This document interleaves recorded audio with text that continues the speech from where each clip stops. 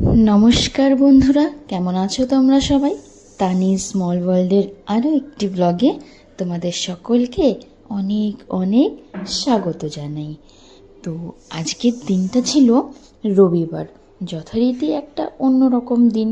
অন্যান্য সপ্তাহের সোম থেকে শুক্রবারের মধ্যে এই রবিবারটাই আর মাঝে মাঝে শনিবারটা একটু অন্যরকম কাটে আর কি।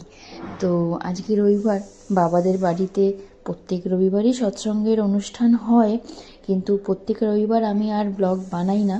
কিন্তু প্রত্যেক মাসের একটা রবিবার, আমি এর আগের ব্লগেও মনে হয় বলেছিলাম, একটু লঙ্গরের ব্যবস্থা করা হয়। মানে যতজন আছেন সৎসঙ্গে আসেন সবাইকে, সবার জন্যে খাবার দাবারের ব্যবস্থা করা হয়। তাহলে কিন্তু আজকে ছিল আরও একটু স্পেশাল, কারণ আজকে বেহালা থেকে কিছু 8 থেকে 10 জন মহাত্মা আমাদের বাপের বাড়িতে সকালেই চলে আসার কথা। সকালে আসার মানে দুপুরে খাবার দাবার আয়োজন করতে হবে যথারীতি। এবার বাইরের কোনো মহাত্মা আসছেন মানে আমাদের লোকাল তো 1-2 লোক থাকবেনই। তো যাই হোক, সমস্ত কিছু মিলে আমাদের রান্নার ব্যবস্থা করা হয়েছিল, যেটা ছিল চিকেন আর পোলাও, স্যালাড, চাটনি, পাঁপড়, মিষ্টি। এটাই ছিল রবিবারের দুপুরবেলার মেনু আর কি। আর রাত্রিরে হওয়ার কথা ছিল খিচুড়ি, যেটা রাঁধুনি করবে, সেটা আর আমরা করিনি। তাই দুপুরবেলা 4 কেজি চিকেন ছিল।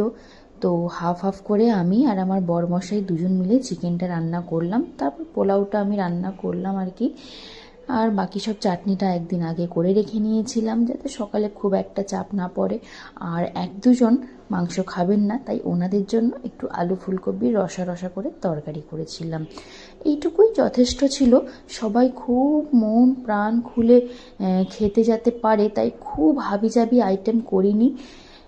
মায়ের বাড়িতে সকাল সকাল গিয়েই, মানে একদম 9টার মধ্যে পৌঁছে গিয়েই একদম রান্নাবান্নার প্রিপারেশন আমি শুরু করে দিয়েছিলাম, কারণ এটাই হচ্ছে মেন কাজ। কারণ আমাদের কাছে বড় বড় গ্যাসের ব্যবস্থা নেই, বাড়ির গ্যাসেই রান্না যেহেতু, তাই আমাদেরকে একটুখানি হাতে সময় নিয়ে কাজ করতেই হয়, তাই নয় কি বন্ধুরা? সমস্ত কিছু কমপ্লিট করে দুপুরের খাওয়া দাওয়াটা কমপ্লিট করে বাসন টাসন ধুয়ে এই জাস্ট একটু ফ্রি হলাম। কোনো ক্লিপ নিতে পারিনি, বিশ্বাস করো। ঘরে অনেক লোক এসে গেছিলেন, বেহালা থেকে অনেক লোক এসছেন, কলকাতা থেকে। তো তাদের আজকে দুপুরে খাওয়া দাওয়ার আয়োজন সব এই বাড়িতেই হয়েছিল। তো সেই রান্না বান্না করে ওনারা এসে গেলেন, তাদেরকে জল মিষ্টি দেওয়া, শরবত দেওয়া, তাদেরকে খেতে বসানো, এই সমস্ত কিছুর মধ্যে যেহেতু আমি একা হাতে সমস্তটা করি, শ্যুট করা, এডিট করা, ভিডিও করা, ক্লিপস নেওয়া, আমার কোনো হেল্পিং হ্যান্ড নেই, কোনো হেল্পিং হ্যান্ড নেই। মানে কেউ, সবাই জানে আমি ব্লগ করি, কিন্তু কেউ জেনে শুনেও একবারের জন্য হলেও আমার ভিডিও ক্লিপগুলো নিয়ে দেয় না। তো যাই হোক, কাউকে অভিযোগ করে কোনো লাভ নেই, আমার কাজটা আমাকেই করতে হবে। শুধু তোমাদের একটু ভালোবাসা চাই, আর কিছু না। তো যাই হোক, চলো এবার একটুখানি রেস্ট করব, কারণ বিকেলে আবার অন্য একটা প্রোগ্রাম আছে। আজকে রবিবার যেহেতু বাড়িতে সৎসঙ্গ, সেই উপলক্ষেই এতগুলো লোকের বাড়িতে আসা। তো চলো একটুখানি রেস্ট করে নিই, আবার তো বিকেল থেকে আর একটা প্রোগ্রাম শুরু হবে। তো তোমাদেরকে দেখাই যে এখন এই মুহূর্তে, এখন বাজে বিকেল 4টে, এখন বাড়িতে কতগুলো লোক আছে। লোক দেখাচ্ছি না, জুতো দেখাচ্ছি। এই যে লোকজনের জুতো, মোটামুটি 15, 16, 17 জন আছেন বাড়িতে। এখন 4টে বেজে গেছে, যাই একটু রেস্ট করি, আবার দেখা হচ্ছে একটু পরে। 4টে তো বাজলোই, কিন্তু 4:30 বাজতে না বাজতেই বাবার ডাক এলো যে চা করতে হবে। চাটা আর আমি করতে যাইনি, দিদি করতে গেছিলো। দিদি গিয়ে একেবারে বেশি করে চা বসিয়ে দিয়েছিল, কারণ চাটা অনেকটাই বেশি লাগে।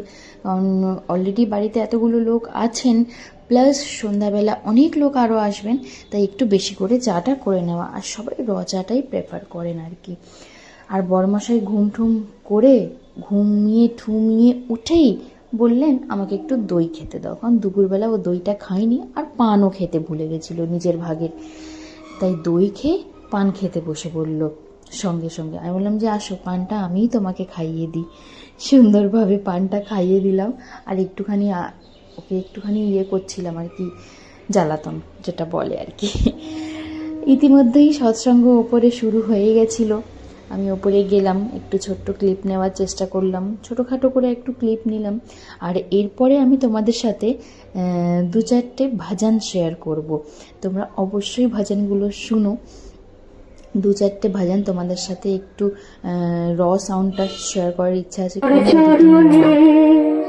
সমর্পণ করে জেনে নে সত্যি গুরুর চরণে, সমর্পণ করে জেনে নে, নইলে ঘুরবি বারংবার পাবি না রে মুক্তির দ্বার, নইলে ঘুরবি বারংবার পাবি না রে মুক্তির দ্বার। গুরুর চরণে সমর্পণ করে জেনে নে সত্যি।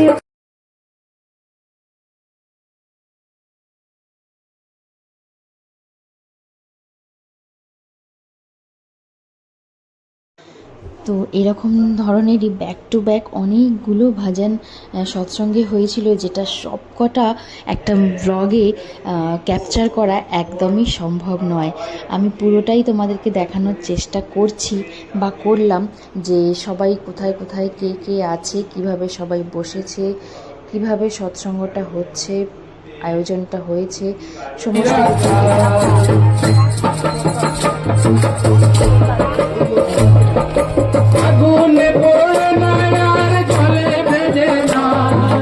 अस्त्र काटे न जाए नहीं सीमाना, आगों ने बोलना यार जले भेजना, अस्त्र काटे न जाए नहीं सीमाना।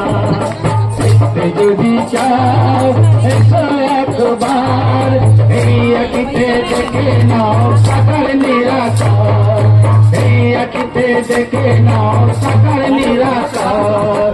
বারে বারে মানব জীবন হবে না তো এই আঁকিতে দেখে নাও সাকার নিরাকার, এই আঁকিতে দেখে নাও সাকার নিরাকার। তারপরে সবার খাওয়া দাওয়া হয়েছিল যথারীতি। আমি এই সময়ও খাওয়া দাওয়ার ক্লিপগুলো নিতে পারিনি, করতে করতে খাওয়া দাওয়ার ক্লিপগুলো নেওয়া হয়ে ওঠে না। তো আমিও ওখানে সৎসঙ্গটা উপভোগ করছিলাম। খুব সুন্দর সুন্দর ওনারা মানে ভজন করছিলেন, খুব ভালো লাগছিল, মনটা এত ভালো লাগছিল যে ওখান থেকে আর সরতে ইচ্ছা করছিল না।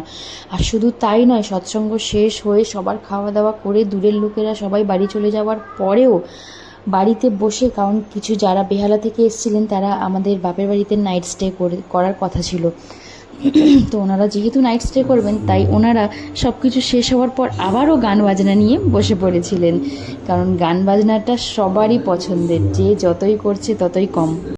আর আমার ছেলে দেখো একদম বসে আছে যে কখন সুযোগটা পাবে আর টুক করে হারমোনিয়ামটা নিয়ে বাজাতে শুরু করবে।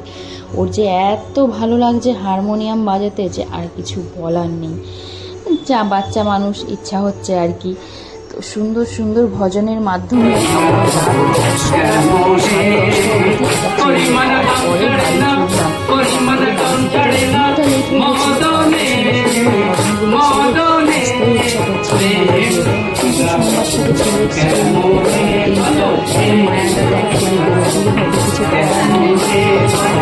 দেখো সুযোগ পেলো আর আমার ছেলে বসে পড়লো হারমোনিয়াম বাজাতে। আর বাজানোর স্টাইলটা দেখো, একেবারে যা বাজছে তাই একদম এ মাথা থেকে ও মাথা একদম বাজাচ্ছে, কি বাজছে তাও জানে না বাবা।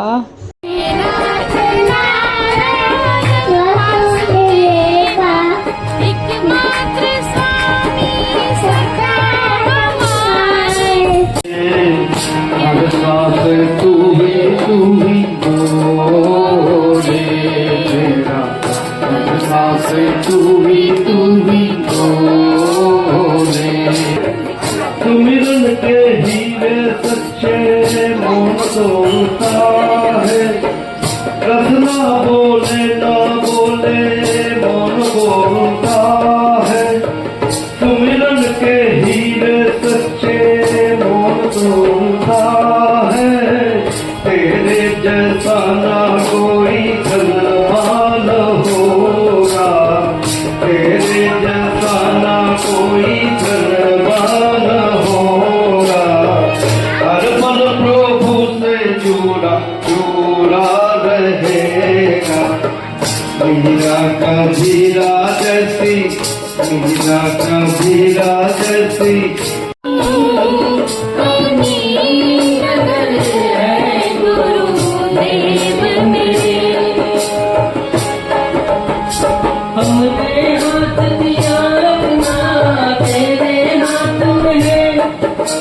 हमने हाथ दिया अपना तेरे हाथ में है, जीवन को जीने का मजा तेरे साथ में है, हंसते जब जाएगा रस्ते जो ही तेरा साथ अगर है तो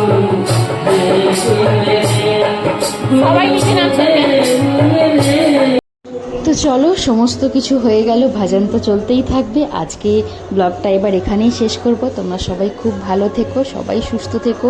আর আমার ব্লগটা আর আমার ব্লগের যতগুলো লোককে তোমরা ভাজন করতে দেখলে তোমাদের কেমন লাগলো আমাকে অবশ্যই অবশ্যই কমেন্ট করে জানিও। ভালো লাগলে একটা লাইক করো, কমেন্ট করো, আর আমার চ্যানেলটা একটু বন্ধুদের মধ্যে ছড়িয়ে দিও, সাবস্ক্রাইব করো। দেখা হবে আরও একটি নতুন একটা ব্লগে, নতুন একটা ভিডিওতে বা নতুন একটা শর্টসে। ততক্ষণ তোমরা সবাই খুব ভালো থেকো, সুস্থ থেকো, আর আমাকে একটু মনে রেখো। টাটা।